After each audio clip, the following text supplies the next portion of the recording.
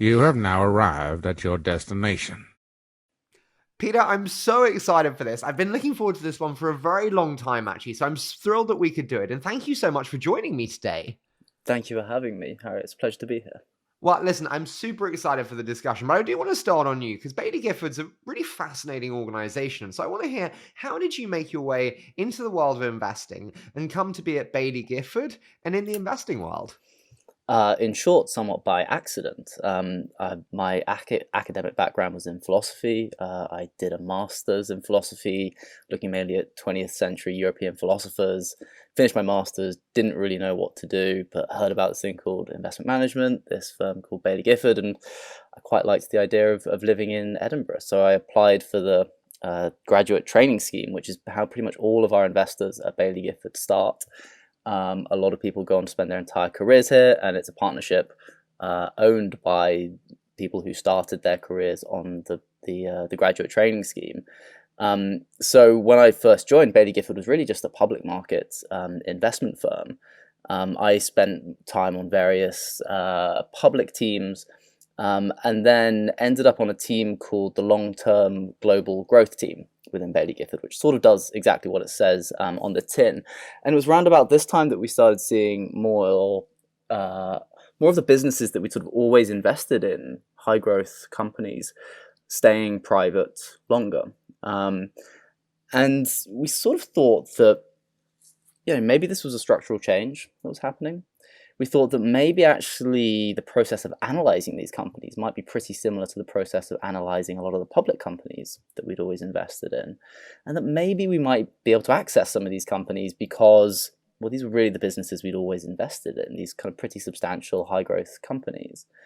And so we set off doing that from within a permanent pool of capital that we've managed for the last 114 years, called the Scottish Mortgage Fund. Confusingly named, it's got nothing to do with mortgages.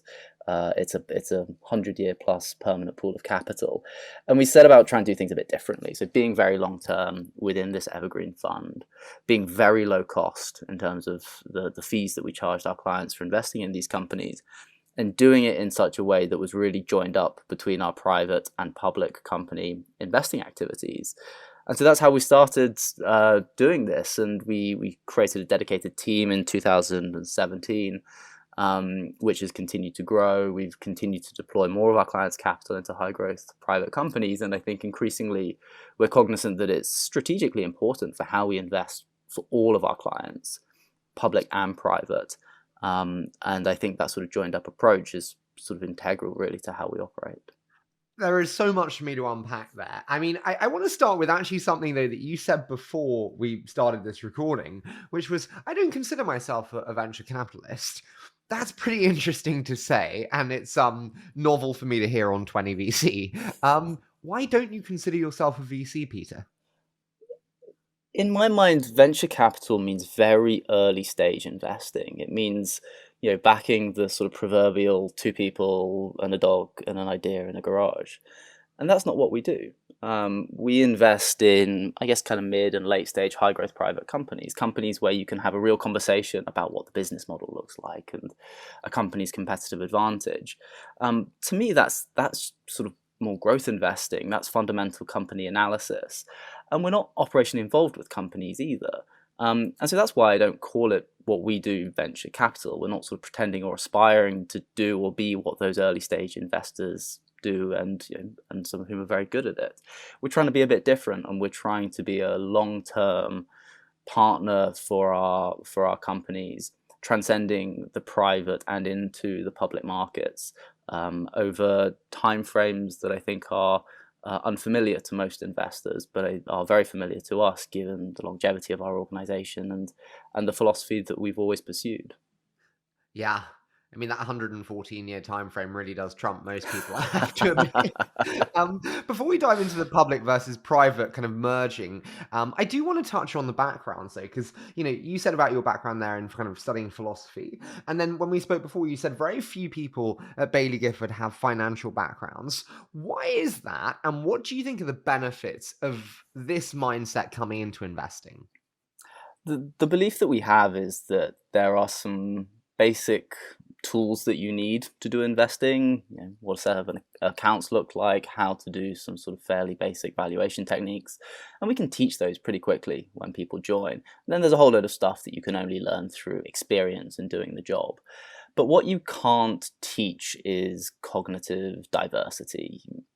And so the reason we hire from a range of academic backgrounds is because we bring in people with lots of different perspectives on the world, rather than hiring people who grew up dreaming of being fund managers, where you might well end up with a fairly narrow perspectives on the world. That's why Baillie Gifford never offered me a job. I do want to dive into the public versus private, though, because to me, we joked before, but everything that I buy, you should short. I'm the world's worst public markets investor, and they're so paradoxical in my mind. So tell me, why do you think that actually the framing shouldn't be so different for public versus private? Why do you not believe in segregating the two like this? I really think that the public-private divide is an artifact of the financial universe rather than anything that you would come up with if you were thinking about investment or company formation from first principles.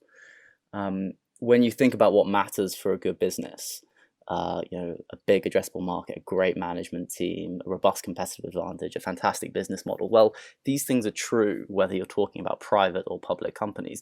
And the only thing that changes when a business goes from being private to being public is that its shares start trading in a slightly different way. I don't think there's really much information in that tells you that you should delineate investing on those terms. And so we just try to look for great companies and own them for a really long time. And try to break down what we believe is this artificial divide between public and private businesses. Can I ask, what are the benefits of being able to invest in both public and private to you and not having this quite blinkered mindset of public versus private? I think it's really a question of the whole being greater than the sum of its parts.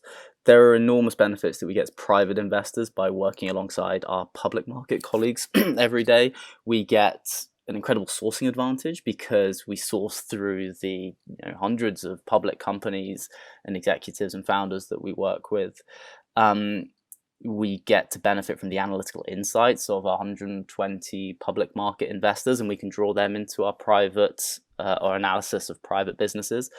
And then we get to bring the benefits of the scale of being a fairly large public market organization in supporting companies over their journey, not just privately, but potentially with greater sums of capital into the public markets as well. So it's enormously beneficial for us as private investors. For our public teams, they basically get a window into the future. They get to see the businesses that will be in the public markets over the next 5 or 10 years. And just get insight and understanding and relationships with those companies that you could never get if you weren't an active participant in the private markets. I think it's also beneficial for the companies we back because we can be this long-term provider of capital over their journey. And it's beneficial for our clients because we give them continuity of ownership and access to these companies at low fees, rather than maybe them being in a private market manager's mandate, disappearing out of that mandate when a company becomes public, and then reappearing in a public market manager's portfolio. I think really all this kind of boils down to better alignment between ourselves and the companies we back, but also with the clients whose capital we're responsible for. Do you think traditional venture funds are aligned to their LPs? I think they start off aligned, but I think that when you get into the tail years of limited life funds, I worry that you start to get misalignments of interest. I also worry that traditional carried interest structures can drive misalignments of interest because of the value that can flow to individual investors from crystallizing an exit, even if actually what you should really be doing is continuing to own that business for much, much longer, because it's a company that can continue to compound for years and years and years. Why is there misalignment in the later ends of a fund's life? Sorry, I should probably know this. I think it's partly because you have these set of incentives around fundraising cycles. So you want a traditionally structured venture capital or private equity manager is incentivized to distribute capital. In distributing capital, they collect carried interest, so they take quite a lot of the returns, and then they go back to those LPs and they say, "Hey, we distributed that capital. We're raising a new fund. Can you put it into our new fund?" And it's this sort of cycle of fundraising, distribution, collection of carried interest, which doesn't necessarily align with the sort of logic of investment returns of finding great businesses and owning them for a really long time. No, I totally agree with you in terms of those misalignments. I also see managers keeping businesses alive artificially to allow them to raise new funds. New funds are raised and then allow companies to die. I think there's many more misalignments than people actually see and think about. So I totally agree with you there. I want to touch on a couple of things that you mentioned before. You mentioned kind of fundamentals and first principles thinking. You mentioned market size. I'm always troubled by this. Should one do outcome scenario planning, thinking about how big this could be, knowing that actually in your winners, you always underestimate how big it could be? So is it worth doing at all? I think it's worth doing within the context of probabilities. And this is how we think about valuation upside. We create scenarios in which we are deliberately contrived where a company can be a very high returning business and a high returning investment for our clients. We think about the probabilities or the things that would have to come to pass for that to be the case, and then we look and test the probabilities that you would have to ascribe to that. But whenever you do that, there are many different things that go into it. It's the size of the market, but it's the financial characteristics of the company, it's the robustness of the competitive advantage, which will be a direct input into the returns the business can make, the amount of capital it will require, the returns on equity it can make. And so I think it's trying to understand these things holistically and in the round, imagining that you will be an owner of this company for a really, really long time, rather than saying, well, this thing will go public and somebody will pay a multiple of XYZ, which is higher than the multiple that I paid, and that's how I'll make money. Okay, so I've learned, over time to actually say what I think in shows, because I used to just agree all the time. I don't really get it, and what I don't really get is the competitive advantage element, because I think defensibility is built over time, and in ways that you just can't anticipate. It could be data defensibility, it could be network effects that were unanticipated, and so I look at businesses and I'm just like, is the founder a fucking machine? Yes or no? And that's it's kind of it, because you just don't know what form of moat network will be built. So how do you think about the accuracy with which you can actually anticipate competitive advantage? So I would actually completely agree with that. We are not trying to accurately nail down what a company's competitive advantage is or will be. Actually, if you look at the reports we write, the analysis that we do on competitive advantage, it looks more like a meditative essay than a set of assertions. And we try to think about these things dynamically as well. It's not interesting to us what the company's competitive advantage is today. It's the set of hypotheses and the conviction you can have in that, in how that competitive advantage can evolve as the company grows and how it can get better as it gets bigger. So totally agree with you there, and I'm glad that I'm not completely nuts. The other thing is like the long-term financial partner. I love that. What if you lose faith in the company and the founder? Like it can happen and it's sad, and sometimes you can gain faith and gain more confidence. But what happens if you lose faith? Like, are you on the hook for it? Like, how do you think about that? I mean, I suppose it slightly depends whether the company is still private or public. And if it's still private, we would not put more money into that capital. And if it's public, we would probably look to sell it. That sort of long-term hold is not unconditional. It's conditional upon execution and performance and the delivery of returns for our clients. In a way, though, those aren't the difficult ones. Where you've lost faith, like those are quite straightforward decisions. It's where you don't quite know why something isn't working out, whether it's not clear whether it's the team or set of external factors which will right themselves for whatever reason. Those are the really agonizing decisions. It's where it's not quite clear why something isn't working, and you're faced with the question of whether to put more capital to work into those businesses. Cliffhanger. What do you do then? You agonize. I And, mean, and, and which side do you tend to fall on more often? Concentrate capital, knowing that actually you backed it for a reason, continue to support, or be cautious? I think we probably fall more often on the side of continuing to back businesses. And sometimes those are the best decisions we ever make, and sometimes they're the worst decisions we ever make. But founders and companies will more often find us leaning on the side of supporting, though that's not unconditional. And there are plenty of examples where we don't support in those difficult circumstances if we believe that the situation cannot be changed. One of the reasons I was so excited for this show is you've got to remember I've done 3,000 shows with VCs, and so this is like a very different one for me, given Baillie Gifford being such a different entity. One thing that I was just thinking about last night, in bed, which clearly shows I need to get out more, is it sounds much weirder than I thought it did. What does portfolio construction mean to Baillie Gifford today? So when we take holdings in companies, we tend to take pretty standard position sizes. And those positions are ones that we intend to build on if there is continued deepening of our conviction in those companies. And I think that's a little bit different from a lot of other investment models where it's sort of, put your capital in up front at a given price and then effectively minimizing dilution thereafter. We size positions with the intention and desire to continue to build on those as conviction builds and deepens. I think ultimately you only really ever understand a business by being a shareholder. And so we feed that into our portfolio construction. And of course, then we don't add to those companies where we're not building that conviction. I totally get you on buying up. How do you think about, though, that a company will never be cheaper than it is today? Grab all your ownership on first check. So I disagree with that because I think that the probability adjusted upside of companies can often grow as they become larger. And so even though ostensibly the price, yes, might be lower in a previous round, as I said, I think sometimes the probability of outsized returns can grow as companies actually become more valuable because they are executing and delivering, and the likelihood of even further upside can go up in line with that as a sort of path dependency.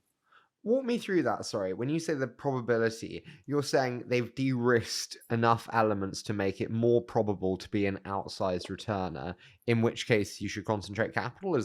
Sorry, am I getting it right? Yeah, I think that's broadly right, but it also goes back to our discussion about competitive advantage.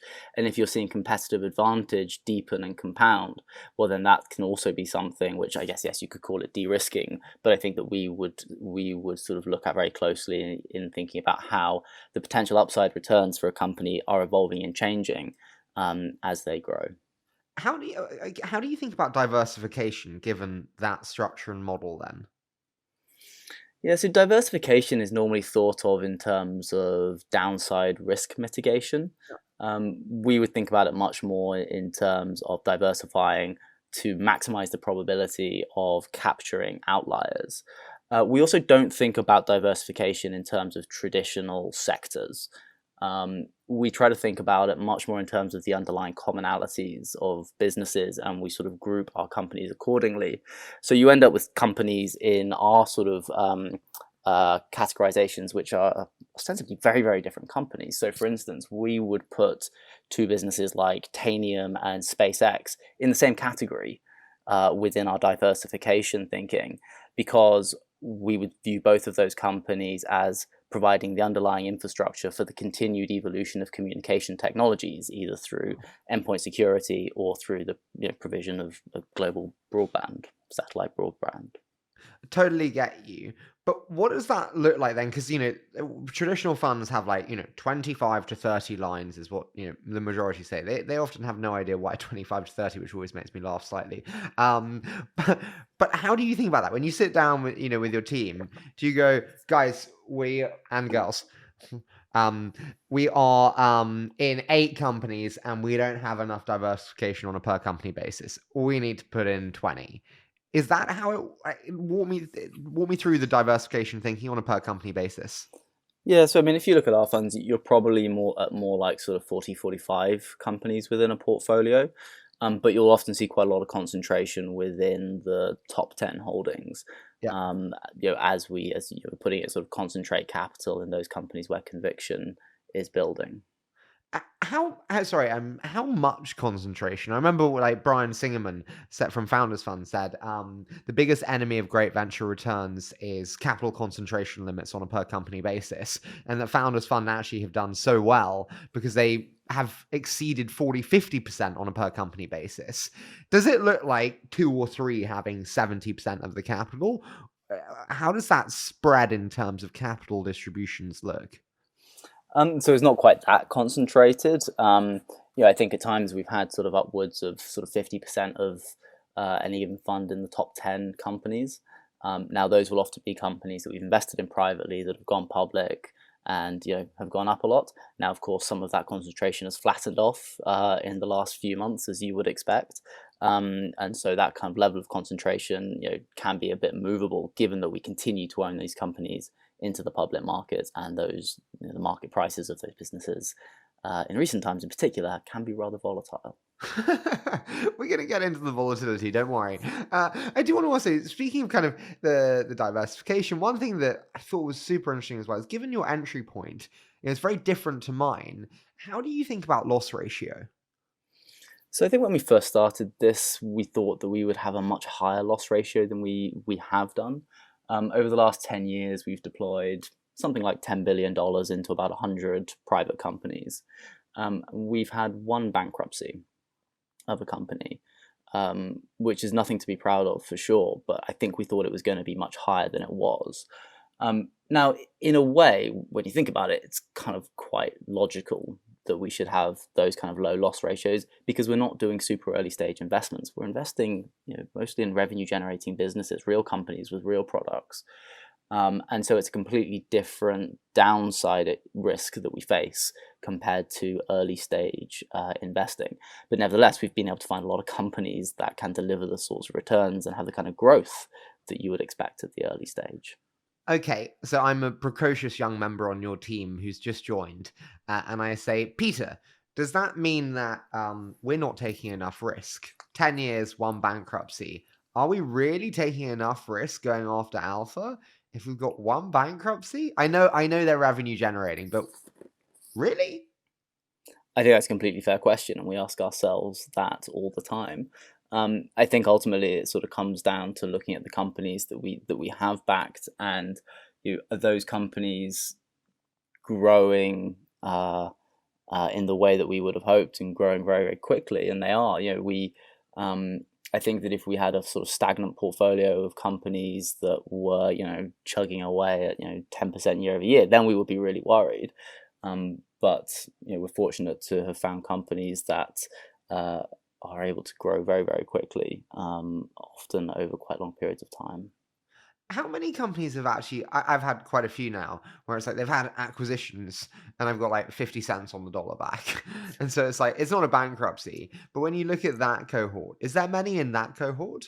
Very few of our investments get acquired, and that's partly because we steer away from any company where we get a whiff of them potentially being bought. I think it kind of comes back to what we're trying to achieve. We're not trying to find a company that can be bought for 1 or 2x in a year or two.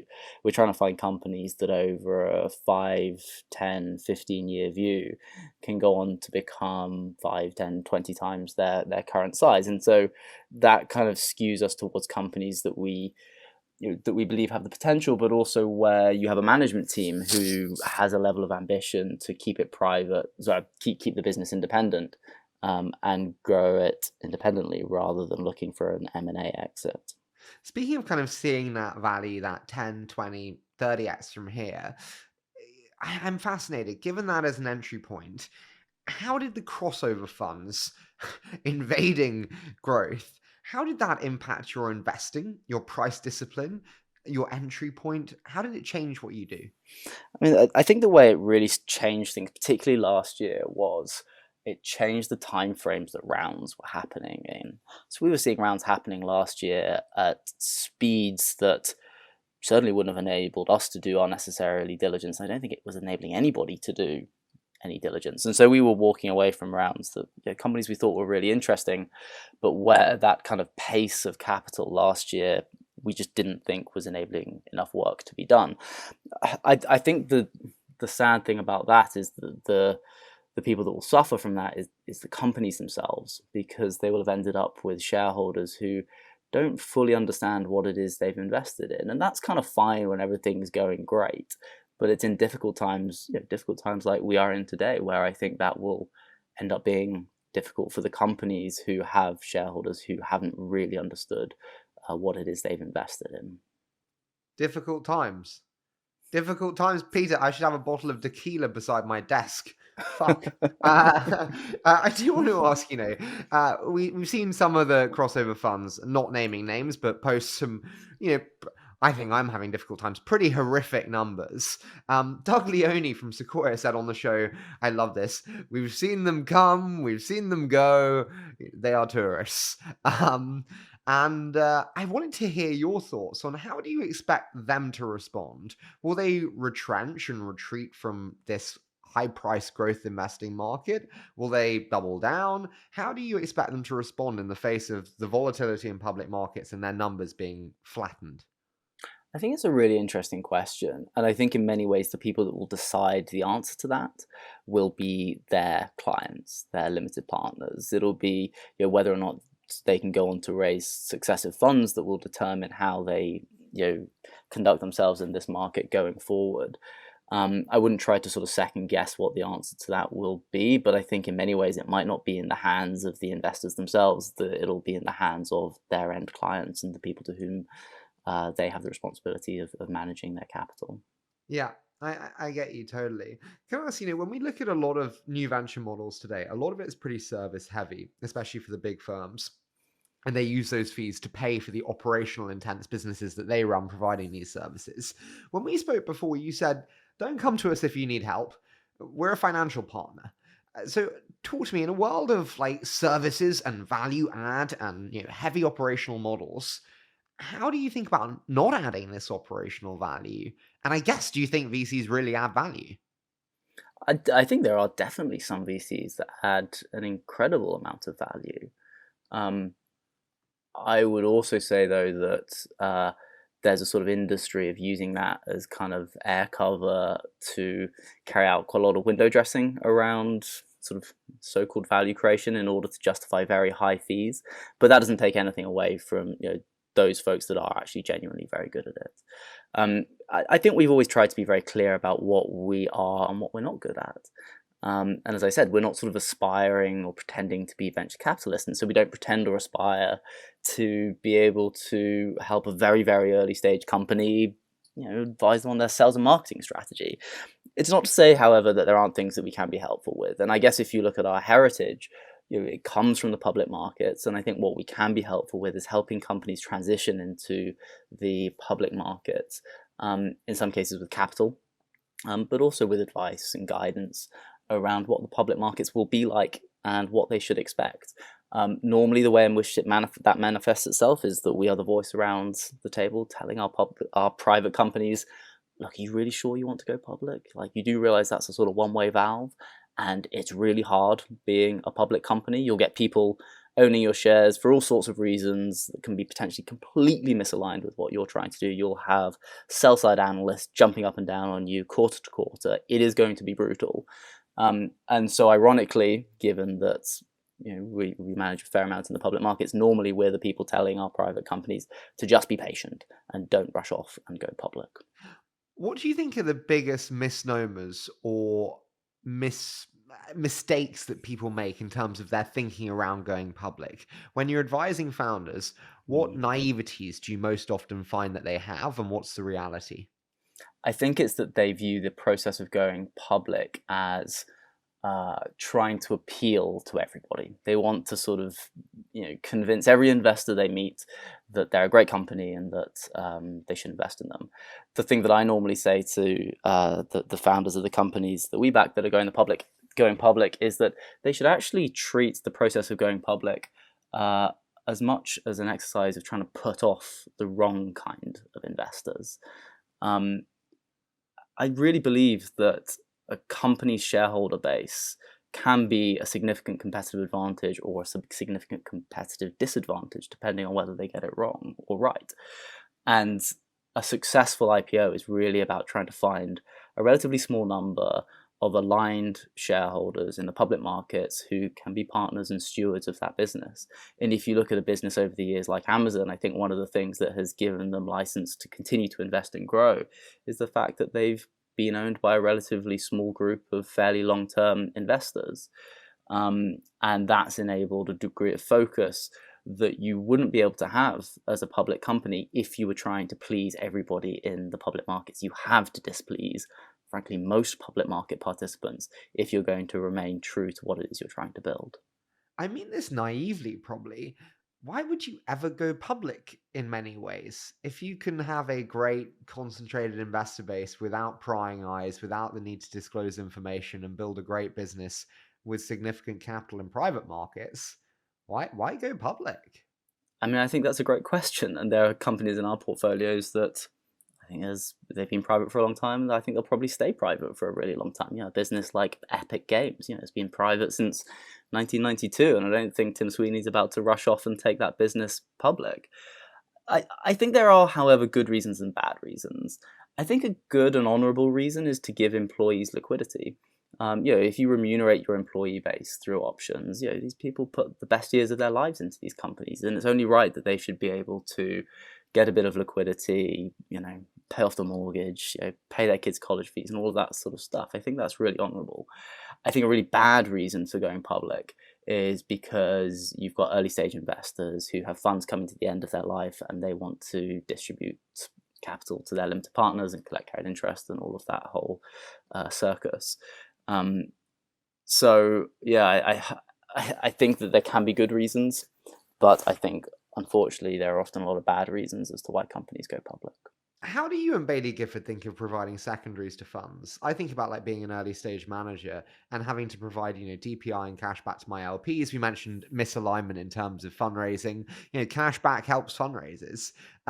If you're willing to give me cash for my 10% and I don't have to wait another 4 years for this to go public and then I'll lock up and everything in between, how do you think about providing secondaries for funds? Is that something that you engage with often? So no, we wouldn't ever do sort of secondaries within funds. I mean, we will do secondary transactions for our portfolio companies. So we'll help provide a bit of liquidity for employees, and in some cases, early stage investors.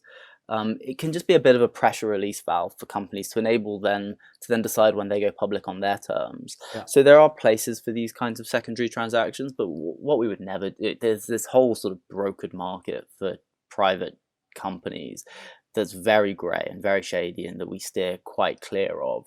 Where we do secondaries, it's only ever in conjunction with the company, and it's normally only ever in companies where we've put primary capital in and where we have a sort of pre-existing relationship with the company. I want to double down before we do a quick fire. I want to double down on actually your style of investing itself. People change a lot as investors over the years. You've been with Baillie Gifford now for 12 years. When you think about how your style's changed, what have been the most significant developments? And are there moments or events that have caused these developments? Let's be reflective. Yeah, I think that's a very interesting question. I suppose that there's quite a narrow way to look at it, which is I started off my career looking at public companies, and then I started looking at private companies. But fundamentally, I think what I've always been doing is looking at great growth businesses. I guess in a way, the sort of more recent iteration or development is that it's no longer just about the companies that I research and the companies that I find. It's about being an investor now is really also actually about building a team that's able to invest. And I think that's a whole new skill set that I've had to learn over the course of the last 5 or 6 years, because it is a different skill set.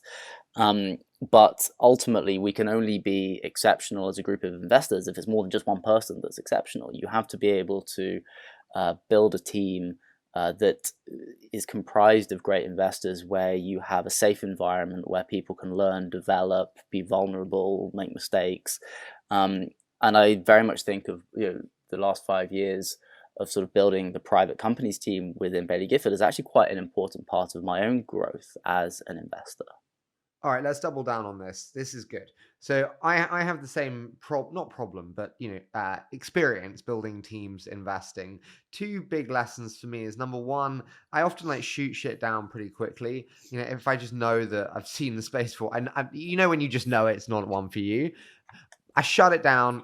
Like that done. Don't do that. You've got to give them the oxygen to come to it on their own. You can't shut things down and create an environment where they're nervous to bring it to you because you're too cynical. Is one for me. And then number two, sometimes Peter, you're the boss of your team. I'm the boss of mine. You're going through the world of shit, and then they come to you with some random little thing. And in your head, you're thinking, are you serious? Do you know what I've got on my plate? And actually, you have to go, Peter, I'll be back in an hour. Really important that we have that chat that you wanted to have. Let me just deal with this. I've learned to not pass over my tension onto them in any way.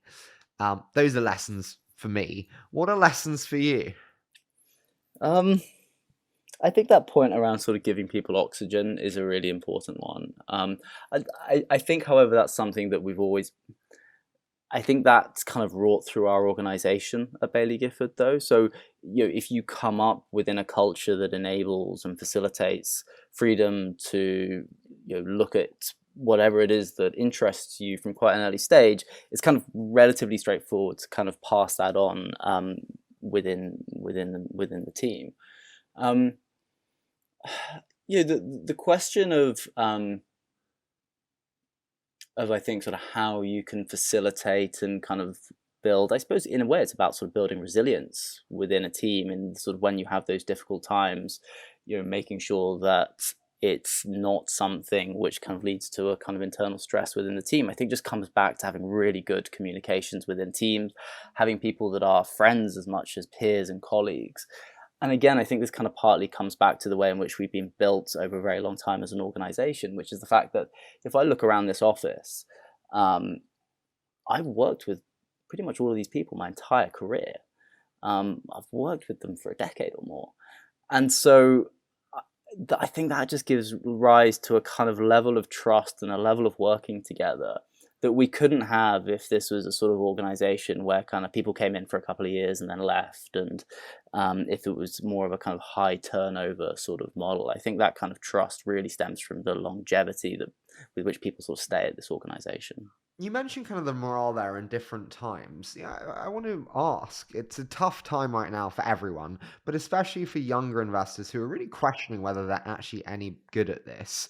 What do you advise younger people who are really feeling insecure about whether they're any good and whether the last few years have just been an inflated period for them and it wasn't real? I think in times like this, it's really important to focus on the inputs. So that means focusing on investment philosophy. It means focusing on investment process. And I think you do need to sort of continuously test and evaluate as to whether those philosophies and processes are appropriate. But if they are, then now is the time to really be focusing on those and making sure you're absolutely nailing the inputs into the process, because share prices are outputs, and particularly in the public markets, they are pretty uncontrollable. And if you were to be focusing on share prices, you would drive yourself insane. And so again, whilst most of the teams here are public market teams, you won't see a single Bloomberg terminal on the desks of investment teams. And that's because we're not sitting here looking at share prices. We're trying to understand the fundamentals of companies, understand what's signal, what's noise, and really try to focus on the long-term evolution and development of these companies, rather than obsessing what is happening with sort of the share price bouncing around from day to day, because that will be a fairly fast route to insanity. I agree with that. Poor crypto investors. Tell me, sometimes inputs are wrong and we make the wrong decision. I haven't been doing it this long, and I have a couple that've gone bust. I think I've got more bankruptcies than Baillie Gifford, which is a great advertisement. But my question to you is, you learn a lot when things don't work out. Can you take me to a time when an investment hasn't worked out? And what were your biggest takeaways from that experience? Yeah, so that company that I mentioned, the one that went bankrupt, was a business called Intarsia. It was a company that was developing a therapy for type 2 diabetes, and when we invested in it, it was late stage in the sense of being in phase 3 trials. It was close to commercialization, close to regulatory approval, and then close to commercialization. Now, in my analysis, I placed a very high probability on that working, and it didn't work. They didn't get regulatory approval, and the company ran out of money, and it went bankrupt. The lesson that I took from that was how to deal with probabilities at the extreme ends of the spectrum. There was something which was, based on the clinical trial data, based on the base probabilities of success for similar therapies in that disease area. It looked pretty high probability, and I placed a very high probability on it. What I learned was that I should be very wary of anything that I believe to be high probability. What I also have learned over the years is that when you're operating in the other end of the spectrum and low probabilities, the behavioral bias is to sort of aim again too low, and that the things which appear to be low probability actually often have a much higher probability than you might think, and the things which you think have a very high probability sometimes actually have a much lower probability than you might think. So I totally agree with you. How do you then fact check your probabilistic analysis when, as you said there, be wary when it's super probable? I can see this happening. How do you fact check it internally? Like, is it consensus-driven investment decision making? Is it individuals? Walk me through that. Yeah, I mean, the fact-checking thing's really interesting, isn't it? Because there aren't any facts about the future, and all of these, history only plays itself out once, so you can't sort of replay these scenarios and actually say what the probability was, because only one course of events happened. But sorry, that's somewhat tangential. Coming back to your question about decision-making processes, we keep it pretty lean. The people who we make, or who are the decision makers on the various pools of capital that we invest in, we speak to each other most days. When we need to make a decision, we sit down and we decide together. And again, I think this point that many of us have spent a really long time working together, enables us to have, I think, quite open conversations. They're very high trust conversations. They're conversations where we can be quite vulnerable with each other. And we try to keep it at that sort of personal and informal level, rather than having sort of, large investment committees where everybody kind of sits around a table and opines on company XYZ. We really try to sort of keep it quite small and nimble. Oh, I love VC pontification. Utterly brilliant. It's how we justify the fees, Peter. You should get into our game. No, what I want to ask is, we spoke about the loss there. Winners also inform your perspective. How do you think, how do you think about your biggest winner, and how do you think that changed your view of investing? I mean, my biggest winner to date is still a public company, actually. I was working on Tesla in 2012, and we went on to buy that for various strategies. And so far, that one's done all right. I think what I really learned there was not just intellectually, but behaviorally, what asymmetry really looks like. But I think also I really learned that, and this is actually to something that one of my colleagues said the other day. He said that if you are sufficiently long term, even in your most successful investments, there will always be a time where you look and feel really stupid. And I think Tesla is an example of a company where there have been multiple periods over the course of that investment where we as an organization have looked and felt really stupid. Is that really hard in public markets though? Because I can look and feel stupid in privates, and guess what? You're stuck with it. So no choice. But you, I mean, this is why I have so much respect for you. You, when you look and feel stupid, can sell anytime you want, pretty much. Is that tough, having that freedom to sell? I think it would be tougher if the sort of long-term mode of investing wasn't so ingrained in how we think and operate as an organization. And I think in many ways, this is kind of what made private investing quite natural for us. We sort of think of many of our public holdings as really as illiquid as many of our private holdings. Because if we're investing in a company with a 10-year view, you probably shouldn't be doing anything 2 or 3 years into that investment journey. You should really be thinking of it as being pretty much as illiquid as any private holding. I mean, I totally agree with you in terms of that mindset. I think it's still tough to have when you know the truth. I think But also being based outside of a lot of financial ecosystems really helps us. We're based in Edinburgh, in Scotland. When we walk out of the door, there aren't a load of other fund managers or investment bankers or venture capitalists kind of walking down the streets, and that enables us to, I think, in some ways, be a little bit isolationist from the rest of the financial world. There are good sides and bad sides to that, but there's one of the good sides is that it enables us to focus on what we're doing, on what we believe, rather than being too peer aware. I totally get you. I've never been north of Cambridge, so I have no idea really where Edinburgh or Scotland is. But I totally agree with you in terms of the benefits of isolationism. I don't know if that's even a word, isolationism. Jesus. Anyway, we'll roll with that. Final one for you. We've touched on like the biggest win. We've touched on a loss. And I want to touch on like one that you didn't do, a miss, and how that changed your mindset. And then we'll do the quick fire. I mean, one of the ones we really missed was DoorDash. We had a few opportunities to invest in that privately. And I think one of the problems was that we were looking at Postmates at the same time. I remember looking at both and thinking, gosh, I just kind of can't draw a line between these two. I was getting too obsessed. In many ways, I was getting too obsessed with competitive advantage. And the thing that I should have placed a much greater weight on was the founder of DoorDash, and why he'd started the business and the level of commitment that he had to these small businesses that he was wanting to help and kind of bring online and help reach a wider audience.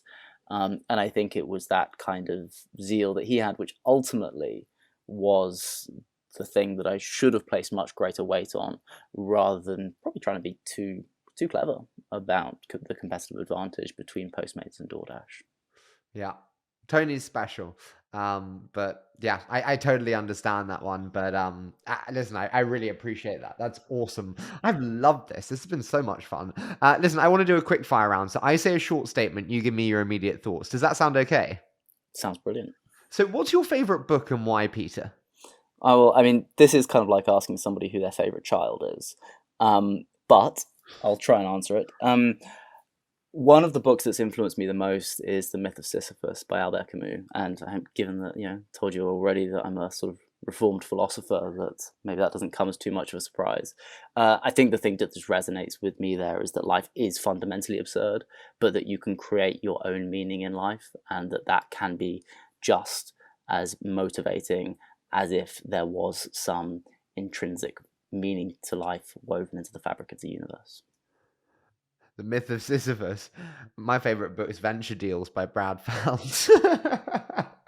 But I love it. This is great. Listen, and it's also the first time I've heard that on the show. Most people say Sapiens, so this is great. What have you recently changed your mind on? I don't think this is a particularly recent change, but quite a profound sort of change in realization for me was a few years ago around the gaming industry. I had a fairly lazy and traditional view that it was a hit-driven business. And as I came to really understand the ways in which digital distribution and in-game purchases in video games completely changed the set of incentives for game developers and players and the potential longevity that could come from those businesses, it sort of opened up a new kind of world of investing for me as my beliefs about the gaming industry changed. This one I'm adding, but I like it. How did becoming a father impact your investing and operating mindset? Oh, that's a tough question. I love how British you are. This is great. I'm so used to Americans. It's like, ooh, tough one. I think that becoming a father makes you more empathetic. And a mother for that matter. I think that the way in which I sort of relate to people has, I think, changed after becoming a father, and I hope my colleagues find me, a more empathetic person to work with on this side of being a father. What do you believe that many others don't believe? I mean, I think we've touched on it already. That the dividing the world between private and public company investing is just meaningless, and that the world of company formation and investing would be a lot better if everybody stopped pretending that there was a meaningful divide between private and public businesses. What's your biggest insecurity as an investor today?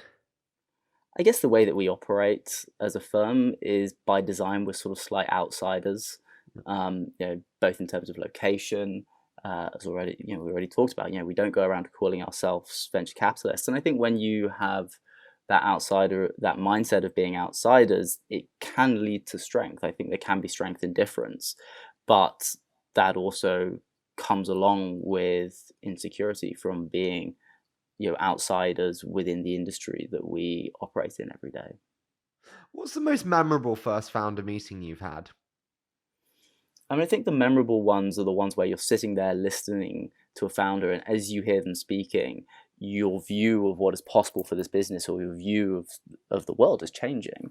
I would say the first time I spoke to Tim Sweeney at Epic Games, that was a real sort of aha moment as to what that business could become and what it was building. Or a business like Solugen, based down in Houston, meeting Gaurav and Sean for the first time and understanding how what they had could really change the chemicals industry in a way that was really scalable. Those would be some of the meetings that really stood out for me. Final one. What's the most recent publicly announced investment, and why did you say yes and get so excited? I somewhat lose track of what's publicly announced and what's not, so I'll err on the side of one that I know is definitely publicly announced. We led around in Grammarly last year. It's a business that's known for being a spell checking tool, really, but actually what they're doing is helping people communicate more effectively. It's a low profile company, a very high profile product, but a very low profile company, a very thoughtful leadership team. They're very long term. They're obsessed with the culture of their organization.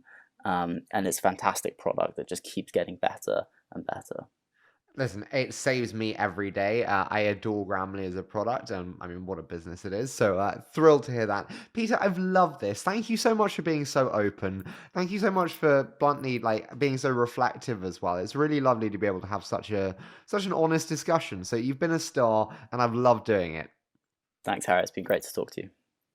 You are a hero, my friend.